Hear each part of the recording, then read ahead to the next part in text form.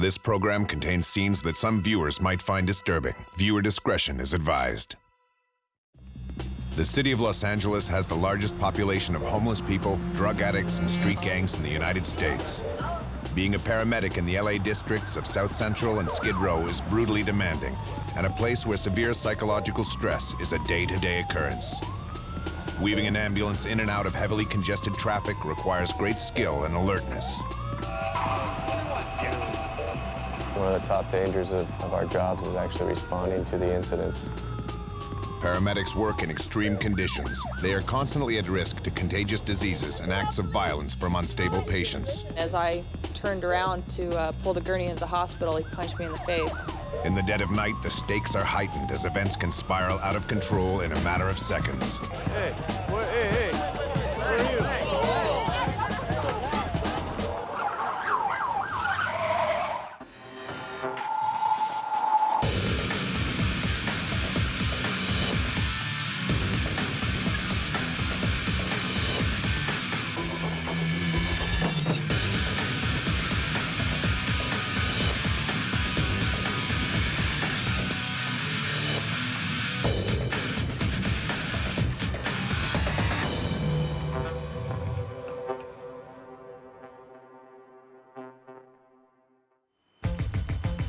The city of Los Angeles has long been a destination for people in search of the American dream, where luxury cars cruise the high streets of the rich and famous, and where the cost of a house can run into the millions. But for the people of LA living in Skid Row, life couldn't be more removed. It is home to one of the largest stable populations of permanent homeless people in the United States. Population estimates range from 7,000 to 8,000 for this district alone. Cardboard condominiums and camping tents are used as makeshift homes. It's a place where heroin is easier to buy than a quart of milk, and where crack pipes light the streets like fireflies. Just anxiety attack, yeah, that's what she's saying. Both substance abuse and mental illness are higher among homeless people than in the rest of the community.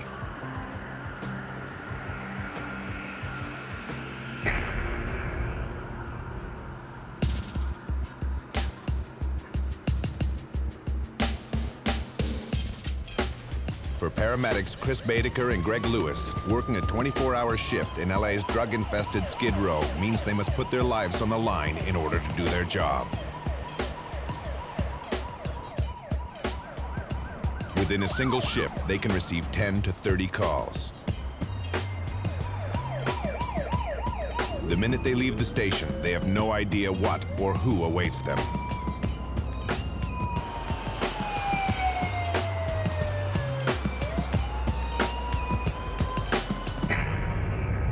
Within 15 minutes of starting their shift, Chris and Greg are dispatched to a downtown hotel that is notorious for housing drug addicts and people suffering from mental illness. Driving to the scene of an emergency is one of the most dangerous parts of their job. Maneuvering a 2-ton ambulance at high speed through intense traffic is a high-risk activity. Chris has to pay attention to what's going on at all times. It's really one of the top dangers of our jobs is actually responding to the incidents. We're going lights and sirens down the street, and we're relying on people to react to us appropriately. And as with most things in our line of work, people don't act appropriately. Like everything else, if we can't get there, then the problem can't get resolved.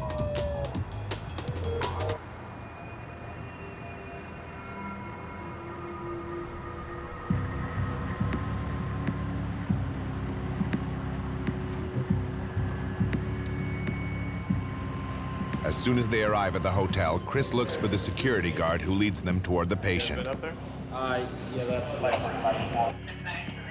Watching their backs is the engine company, who will step in if Chris and Greg's lives are ever put in danger. Oh, I forgot about them. 2 nights ago, he was laying in the hall. 655. Which one? The man in need of medical assistance is a known drug addict with a history of violence.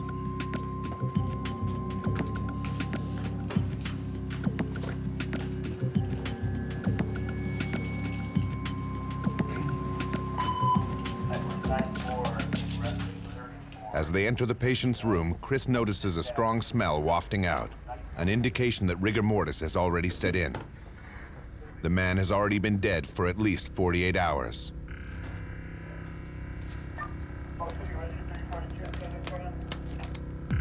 In order to officially pronounce him dead, Chris has to make sure that he is not breathing or has even the faintest pulse. Chris then checks under the bed for any weapons or drugs that may give him a clue to the cause of death, staying constantly aware of used needles that could prick him and possibly infect him with HIV or hepatitis. The city of Los Angeles has a drug death rate that's 10% above the state average. Here, overdoses are almost routine.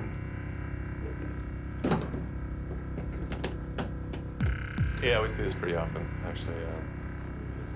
A lot of times, people in these big buildings will not see each other for a couple days, and so they just do a welfare check, and then they'll find somebody who's deceased. So. The guy's just out of jail. They haven't used in a while. They come down here, they get out of jail. Twin Towers are down a little ways away. Come down here, buy, shoot up, use the same amount they used to, and they overdose, and that's it.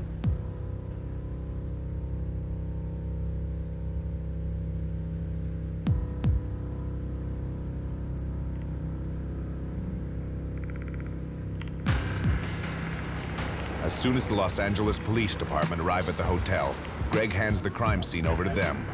The police will determine if there was any foul play. Don't see any signs of trauma. Security guards in there say he's a known heroin user. We didn't find anything around there, but we didn't really find anything trauma to him or anything like that. And he's only been a day or two. Just as they're about to head back to Station 9, Greg gets a call from the dispatch center advising them to go to a nearby hotel. The hotel manager placed a call stating that a woman was lying in the corridor suffering from a severe seizure and needs immediate medical attention.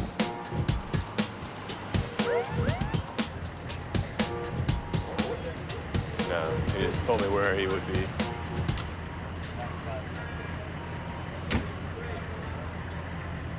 Like at the last hotel, and in order to find the patient quickly, they must get in contact with the hotel security staff who will be able to give them the specific details they need. She had a seat, like I went up there. Did you see her have a seizure? Or? Well, she's like this on the ground. Oh, you know what I mean? She's pulling, she's doing a fish on the ground. And then I'm on the phone with you guys, and they're saying, tell her not to move. Yeah. And so she's like, she's quiet. Then there's a fight going on in another room. I go over there. Yeah. When I come back, she's passing me on the stairway, man, like with a beer. I'm like, with the beer? What are you doing up? Yeah, the beer wasn't open. Looked like it had been dropped a couple times. Oh, okay. But yeah, she's going to 467. She's 467. 467. They call her green eyes. Very, very peculiar looking. You know what I'm saying? Oh, okay. We'll know her when we see her. Yeah. All right. Hey, thanks. See you out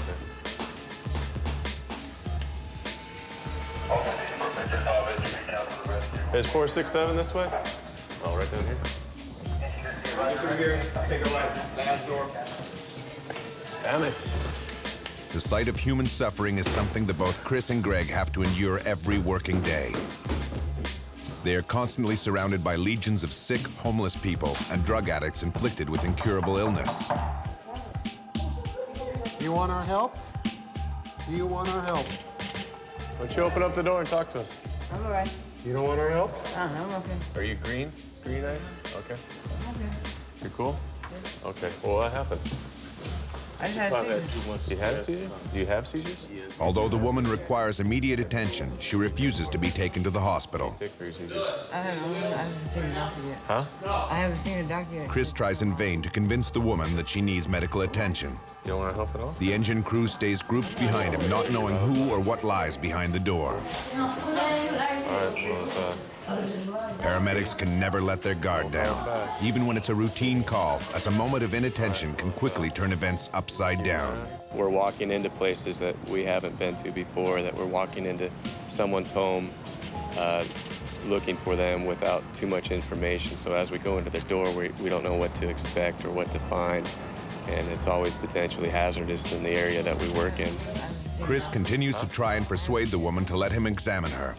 Once again, she refuses, and therefore there is little more Chris can do. One of the most frustrating parts of any paramedic's job is when a patient is in serious need of medical attention but refuses to be treated. Unfortunately, this is just one of many realities that they have to deal with on a daily basis.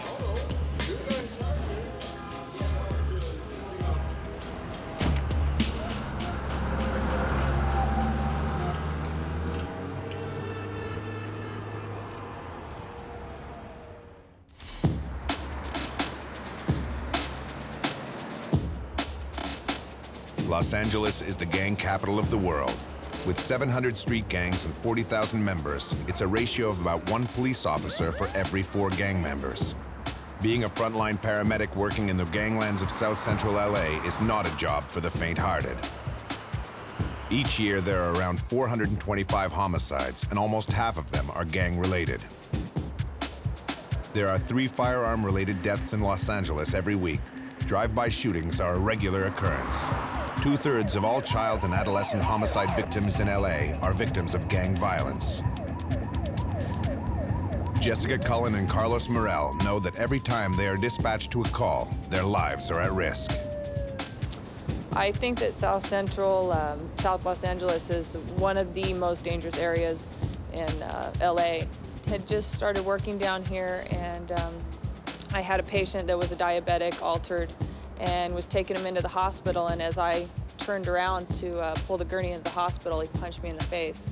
So it was I got kind of blindsided by it, but you always have to be looking and be aware and be ready for something like that can go on.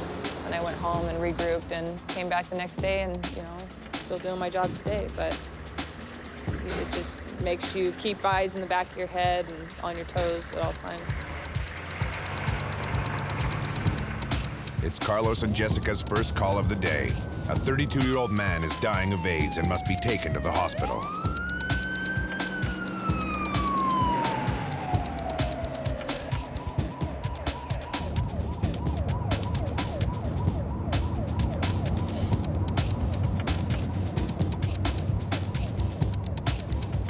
We're in Sentinella's catchment, so yeah. Once at the location, Jessica heads into the house to check the patient, while Carlos prepares the stretcher in order to quickly transfer the patient into the ambulance. Hi, sir. All right, we're gonna take you to the hospital, okay? Sir, can you walk? Can you stand up and walk? That's fine. He is saying that he's having trouble breathing.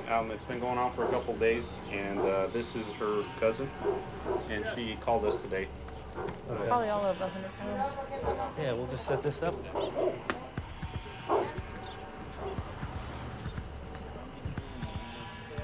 See? Carlos has to be careful when carrying the man out of the house, as infection can occur through a break in the skin or through the eyes. The tiniest rip or hole in his equipment can be a gateway for disease and contamination. Y ya, es todo. Así, mire. Levanten los brazos. Getting their patient to the hospital is their #1 priority. Any fear of contamination has to be put aside. Smells like it. Paramedics who work in South Central Los Angeles have to be emotionally resilient.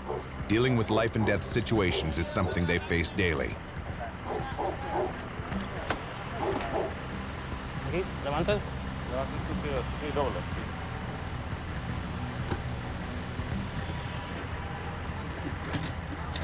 Yeah.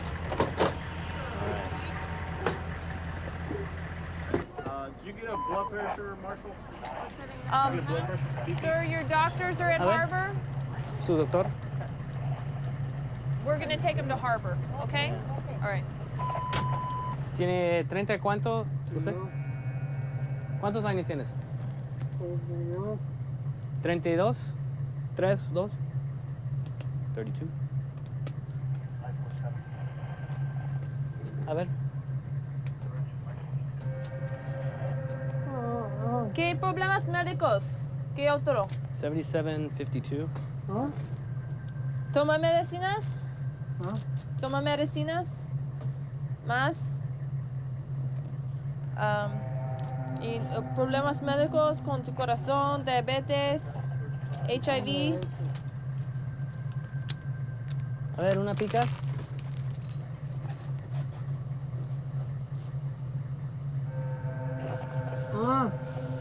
Their patient has low blood pressure, which is making it hard for Carlos and Jessica to administrate fluids.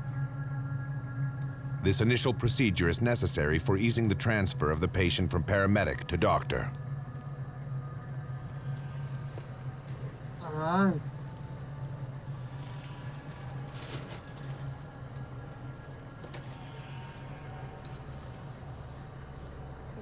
Carlos takes the wheel as Jessica continues to administrate medical attention. At this time, we've been able to obtain an IV. So I'm gonna just keep trying to get an IV on this guy because his blood pressure is really low, but he has really poor veins.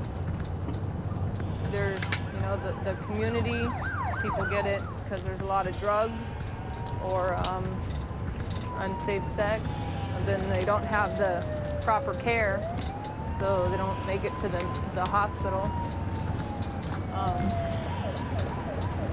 It's just sad.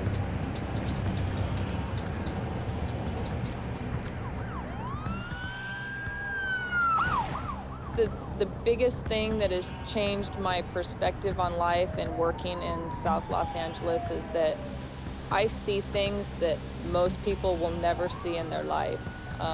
The kind of conditions that people live in, that children are brought up in, the kind of sicknesses.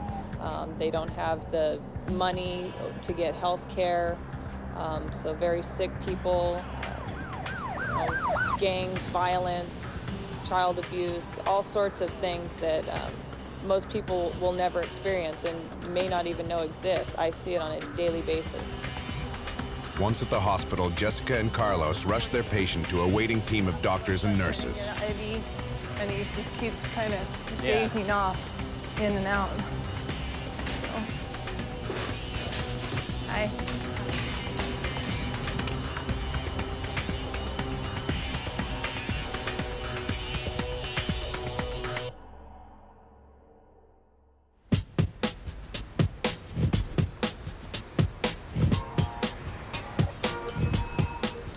As day turns to night, paramedics are still working around the clock responding to 911 calls.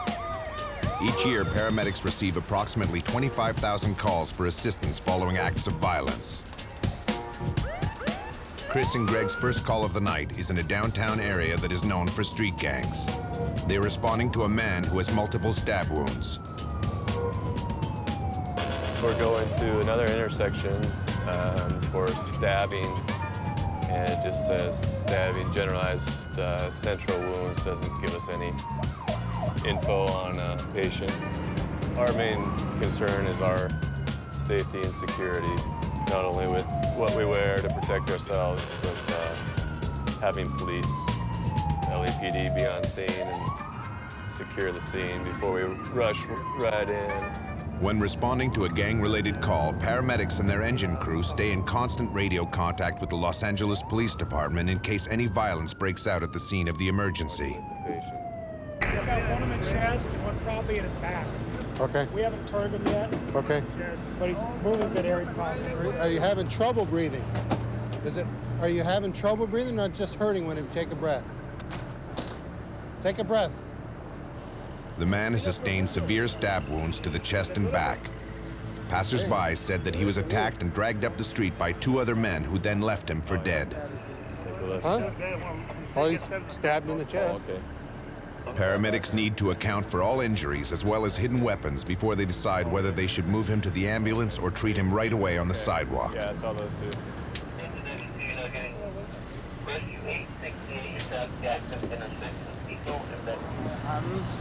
Side too. Okay, so that's What's that? 5. What's that? Okay. No, it's on.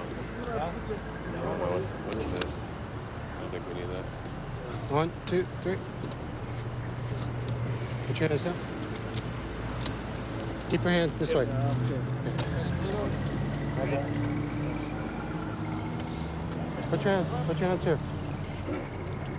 The injured man has lost a considerable amount of blood. Greg has to administer fluids in order to stabilize him before they transport him to the hospital.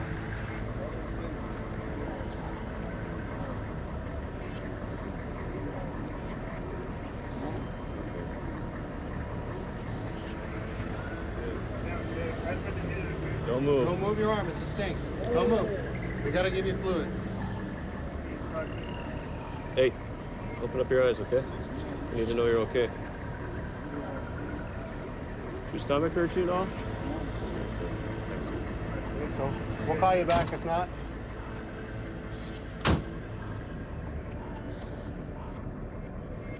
You been drinking today? Drugs? Yes, no? No? He is complaining of pain on inspiration and palpation. We have good lung sounds bilaterally, good chest rise and fall. We have one, which is... Once their patient is safely secured within the back of the ambulance, Greg phones ahead to a local trauma center notifying them of their patient's condition. We have in the back of the rescue, 15 liters mask O2. 5 or 6 of them, so I got them pretty good. This one, no. Take a deep breath.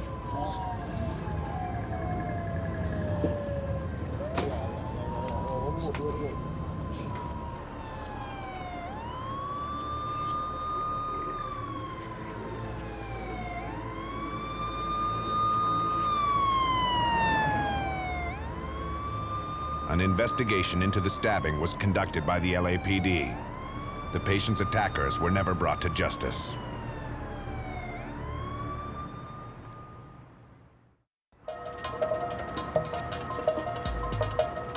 LA paramedics work a 24-hour shift. In that time, they can receive as many as 15 calls.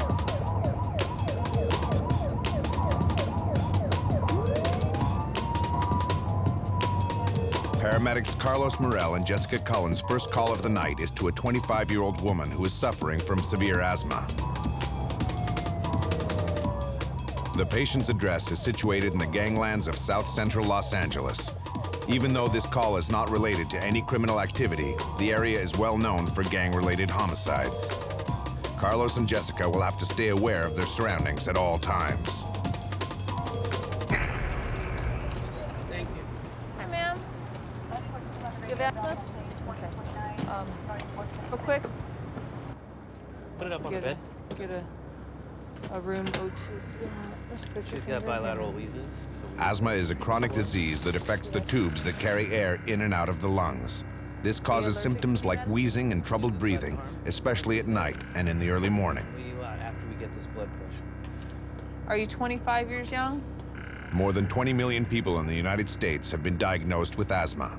It is also responsible for claiming 5,000 lives a year. Carlos administers the medication albuterol through an inhaler, while Jessica checks out the woman's vital signs, such as her heart rate, blood pressure, and breathing rate.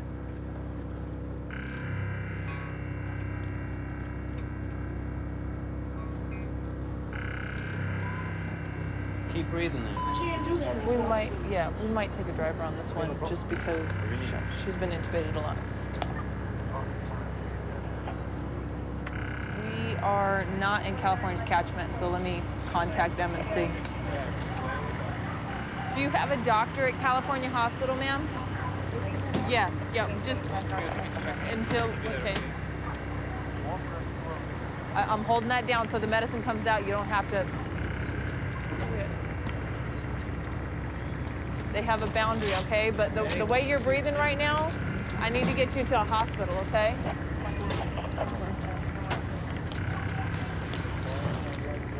She needs a mask. Can you hold that down so I can get another blue cap, Carlos? I got it. She can't. You got the blue cap?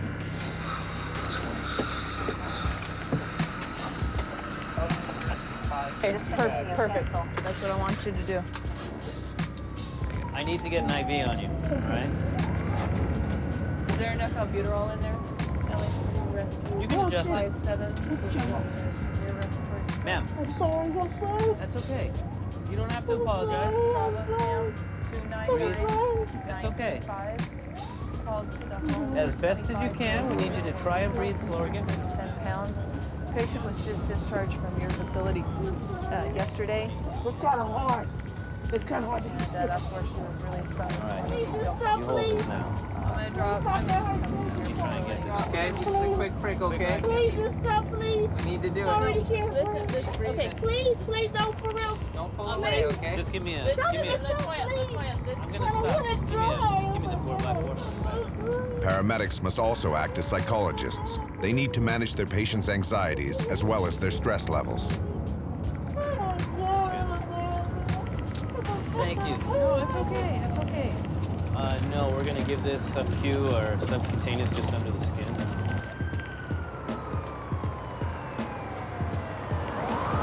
I can't get to it because where she's sitting, so we'll just use this. We'll just fold it. Now that the woman's medical condition is beginning to stabilize, Carlos has to shift his attention from the medical to the emotional trauma of the patient. This is the last time, all right? So we get to the hospital. This is medicine. It's going to help your breathing, Keep it just like that. Okay? Just it's like going to help your breathing. It's a really tiny needle. You can barely feel it, okay? Please get that off my face. Okay. It is important that Carlos continues his efforts to make the woman feel that she is going to be okay, reinforcing the feeling that everything is under control. You're not a bad mom. You're not a bad mother. Don't say that. Will you stop that? You're sick. You can't take care of your baby if you can't take care of yourself, okay? You're okay. I'm taking you to the hospital. You're gonna get taken care of, okay? Can we get the I'm not gonna O2 poke set you on her? anymore, so you don't have to worry about that, all right? Here, hold my hand. Okay, but I can't breathe. I don't want to be intubated. Okay. Just concentrate on breathing slower. Yeah, exactly. We got you. Okay. We got you. Oh, we're almost there. We're almost there. You're doing this all by yourself. I'm so tired. He's going so slow. You're strong. He's not going slow. Okay? He's going as fast as you can. You guys, please don't let me die, please. Okay. We're not going to. That's the last thing I want to hear from you, okay? No. Right on the side there. No, we're almost there. All right, we're gonna take her off this. Just get the O2 ready so that we can pull her out. Tom, I'm tired. You are I'm tired. so tired. We know that. Okay. Tom, I'm tired. You ready? Yeah, go. Tom, I'm so tired. Please. Okay. Tom, I'm tired. I'm so tired. Okay. I'm so You're tired. okay. Once at the hospital, the woman is taken to the emergency department, where doctors will be able to administer the necessary treatment. She's been intubated before, which means that she's had a tube put down her throat. When she can't breathe, she says she was tired. I'm feeling tired. I'm tired. She feels like what's gonna happen is that she won't be able to breathe for herself, so we have to breathe for her. So we put a tube down her throat to protect her airway, and then we breathe for her. And she doesn't want that to happen. There's different ways that you can breathe for people, and she wants to get to this hospital so that they can do a different procedure, a procedure that we can't administer here. So we did the best we could with what we had. We got her here. We didn't have to intubate her, but she's more anxious because it's happened 8 times already before. She was just released from a different hospital for the same condition yesterday.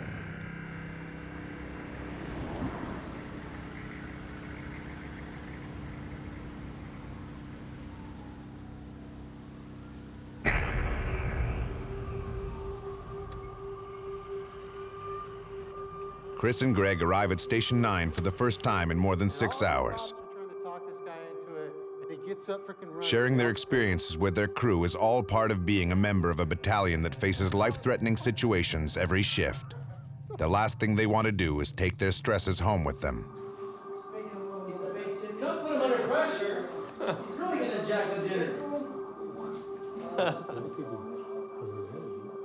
Just when Chris and Greg are about to relax and sit down for a much-needed meal, they are called out to another potential gang-related incident. A young man is in need of their assistance. Dispatch tells them that he is lying unconscious in the middle of a downtown street. They're responding to their intersection call for a 19-year-old male, victim of an assault. The only comments say, perhaps unconscious. Chris gets more detailed information from the dispatcher while en route to the scene. This will allow them to prepare the proper response materials for the medical attention they will need to give their patient.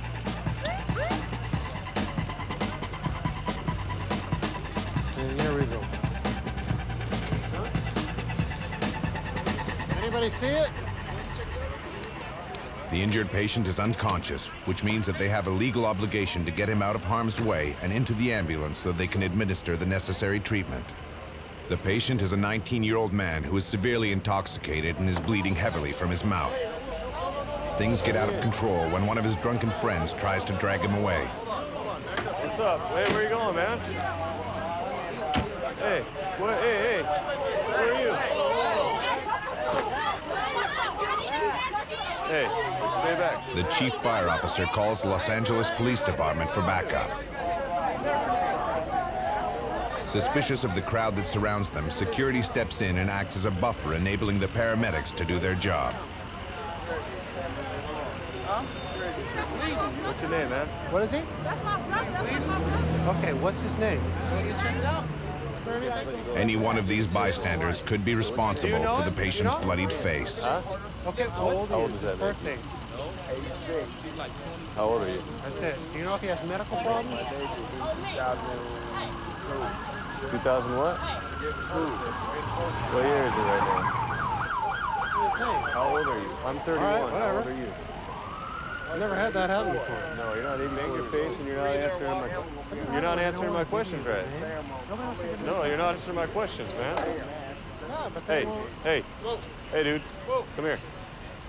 Look, it's easier with me than with the cops. Why don't you come and let us check you out, all right? Come take a seat, brother. You're not all right. You're not answering my questions right, man. All right, you banged your face and you're not answering. You're not just gonna walk away. That's fine, but he's not in any shape of mind to be leaving right now, okay? Yes, I am. You're not talking to me. You're not answering the question. Let us take your vital signs, check all that stuff, and then you're on your way. You're not all right. You're failing all. You're almost fell over now. We're taking you. That's it. Sorry, you failed. Scoot back. Scoot back all the way. Scoot your bum all the way back. You don't have to help me. We do have to help you. We can't leave you. You can't even take care of yourself. All the way back. Just scooch back. Hey, if you can't stand up by yourself, you gotta take this to the hospital, man. Just for your own good. I believe that you think you're all right, but you're not acting like you're all right. How about you listen to us for a second? If you can't stand up on your own, we'll take care of you. No, stay there. Don't. Stay, don't.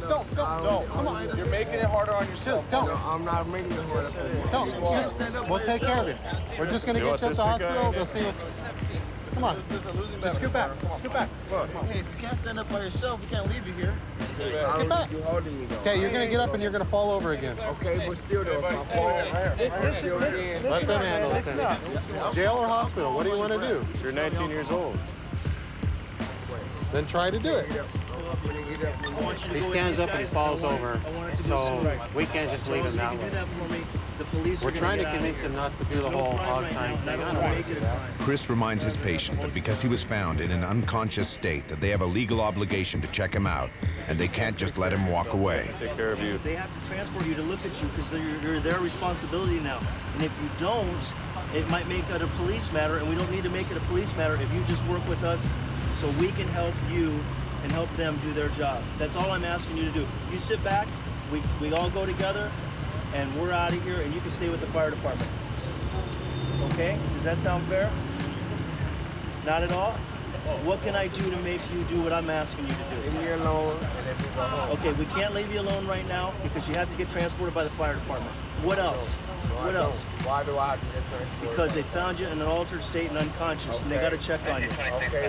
What else can I do? Okay, but I'm letting you know that I'm all right. I can go home. Okay. Do you have your ID on you? No, sir. I don't know. Let's check it out. Let's see what you got. It's okay. Just relax. No. The red stripe mean none? Okay. Not 21? This officer's going to keep talking to you. Keep listening to what's going on. They're not?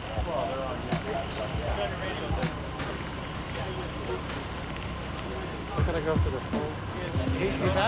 He's acting like that, but he stands up, he takes 2 steps, and back he goes. You got your ID over here. Where you going, buddy? The patient refuses to listen to the advice of the police officer and gets up and walks away from the scene. A paramedic's job is not only dangerous, but it can also be thankless. Now you're going to be jaywalking. Yeah, he's refusing to be treated. Obviously, he's under the influence of alcohol and he's not making clear decisions. And for our protocols, and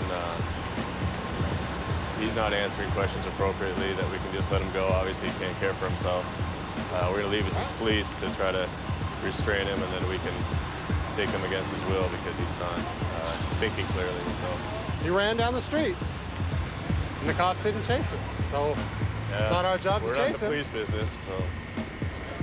When working as a paramedic in the city of Los Angeles, the body is put under chronic stress for short intervals. This increases blood pressure and stress on the heart. That acute stress that you put on your heart, it's not, when you work out, you're supposed to warm up and cool down, that kind of thing, but you know, from a dead sleep to your max heart rate in less than 5 minutes is just not healthy for your heart.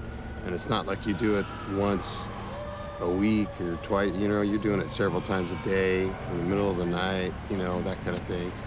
You're sitting in the middle of a meal, calm, relaxed, and then next thing you know, boom, it's that acute stress that gets on your, that really starts to, that's what kills a lot of guys.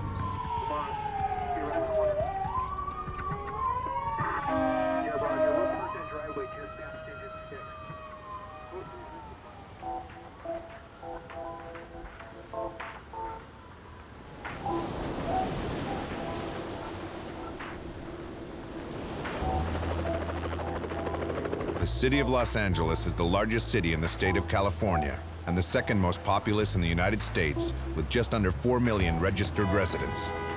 Los Angeles is one of the most ethnically and geographically diverse cities in the country, with its residents speaking 224 different languages. Over the past 10 years, the city of Los Angeles has had over 100,000 shootings, 12,000 homicides, and locked up 450,000 youths in local jails and youth detention facilities. There are 6 times as many gangs and twice as many gang members as there were 10 years ago.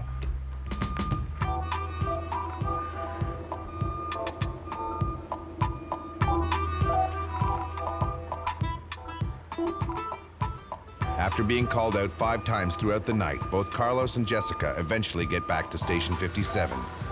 Working day in and day out on the front lines of South Central LA can desensitize even the most experienced paramedic. They are part of a tight-knit family that relies on each other for emotional support and understanding. We do a 24-hour shift, and we do a 24-hour shift every other day for 3 shifts, and then we have a few days off. You spend about as much time here as you do at home, a little bit less than you do at home, so this is our second family. We do everything. We eat, sleep, do everything at the station. And over time, you start to meet certain people. You're always tight with the family that is your home station. But then as you start working at other stations, you get familiar with other people, and you learn how they work, and you become a tighter knit family. So if something happens to one of us, it happens to all of us. It's not unheard of to have someone who's sick and have as many firefighters as possible go visit them at home or send them something as a note that we're still thinking about them.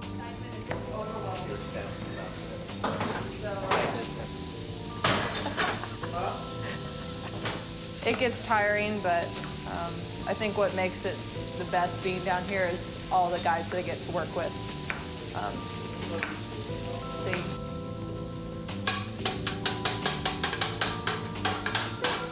That's us.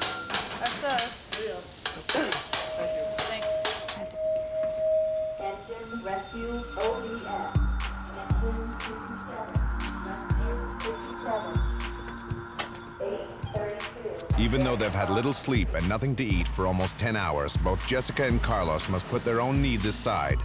The husband of a pregnant woman is called for assistance as his wife has gone into premature labor.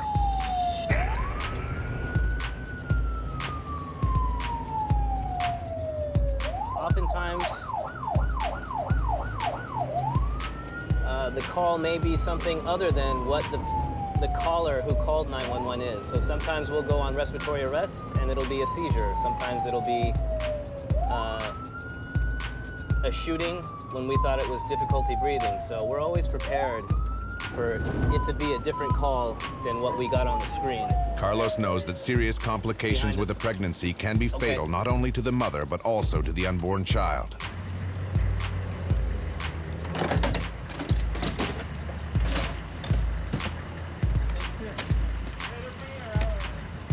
Okay, they're bringing her out. Yeah.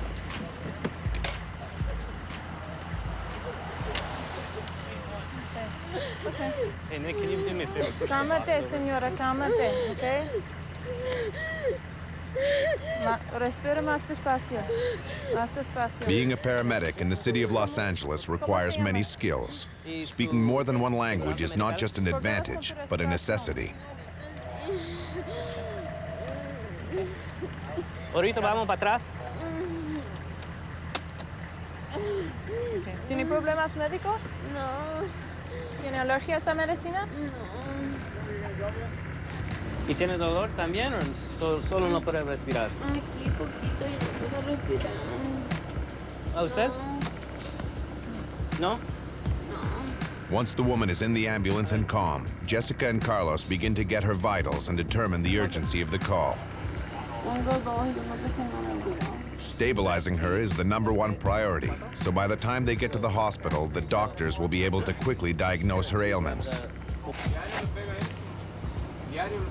So right now we're just getting the blood pressure and stuff on the patient, just making sure that everything's stable before we get going to the hospital. 128/92 is her blood pressure. She has a heart rate of 98. It is also important that they get a medical history from the patient's family members. Jessica and Carlos need to establish if any of the medication that she is on will conflict with the treatment that they are about to administer. So while we're getting her history, trying to figure out if this has happened before and what the hospital did for it, we're getting her blood pressure, as my partner said. I'm going to start an IV on her, and then we'll put her en route to the hospital.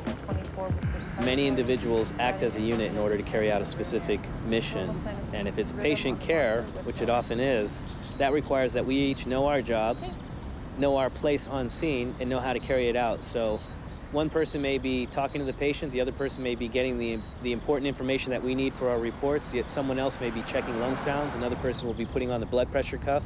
All these people need to act together at once so that we can give the best care as quickly as possible. And since time is of the essence, everybody needs to know what to do, and there can't be any questions or thinking about it. We just need, and that's where the training comes in. By the training that we are given, we're able to act quickly and appropriately and efficiently.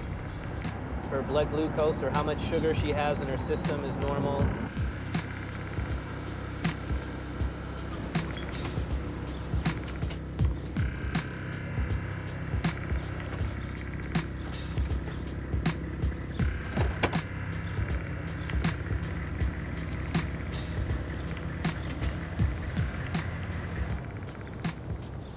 Once at the hospital, the woman is taken into the maternity ward.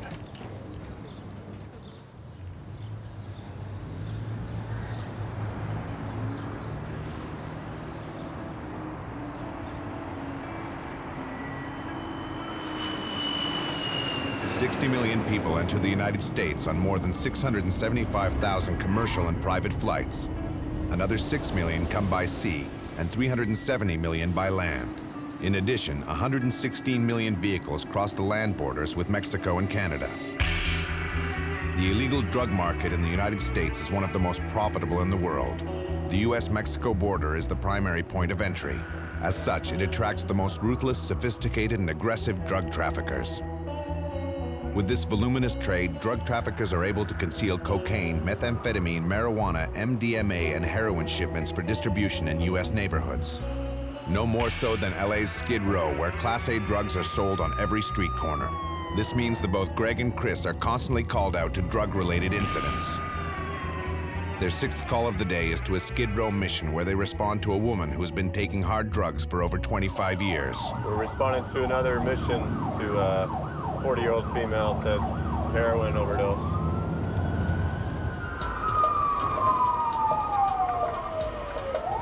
There are approximately 90,000 heroin overdoses in the United States each year.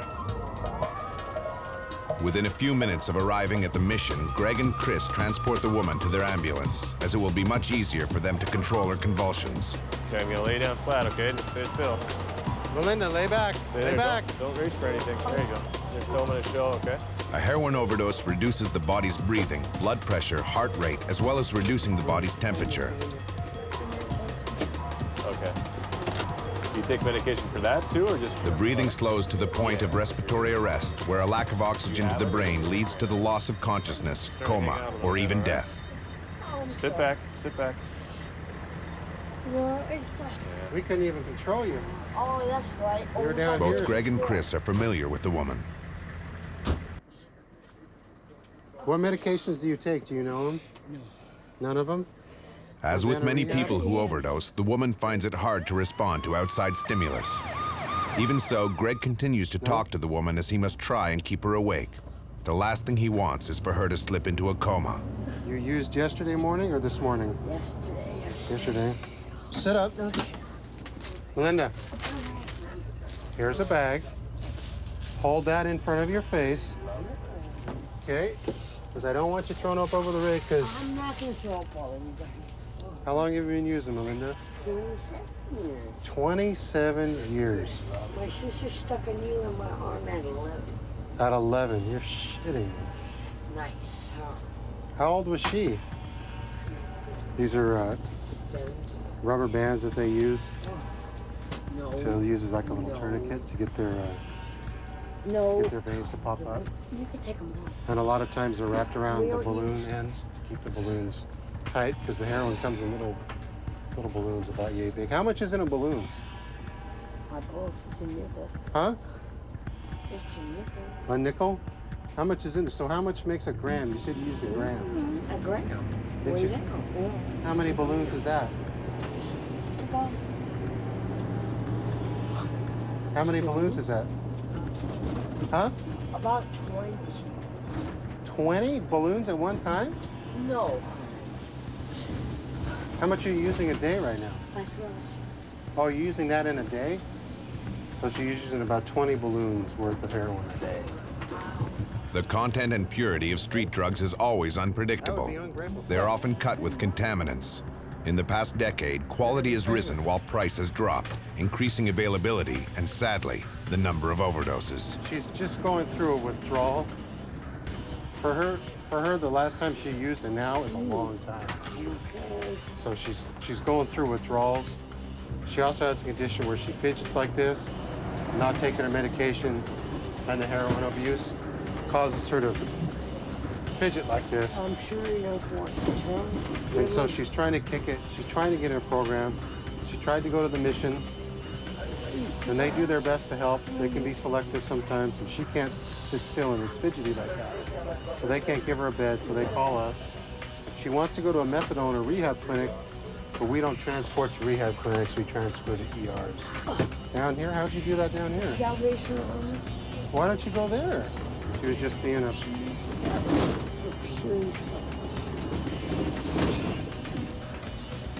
Whenever we have a patient suspected heroin overdose, something like that, and then we bring them back, and you're trying to get maybe information out of them, an ID, something like that, instead of reaching into pockets down where we're at, where most places you can do that, you can't do that where we've had 3 or 4 guys get stuck. They reach in, usually guys that don't work down there, they reach into a pocket because they're used to doing that, and sure enough, there's a needle in there and they get stuck. And I mean, there's nothing you can do, it's instant. You're exposed and you got to go through all the procedures and protocols to find out if you're all right. Can you sit still so I can pull this out? I don't want you to fall off. Here's your other shoe too. Here, bend this leg too, because I don't want your... There you go. Yeah, we're pretty much done. Say bye.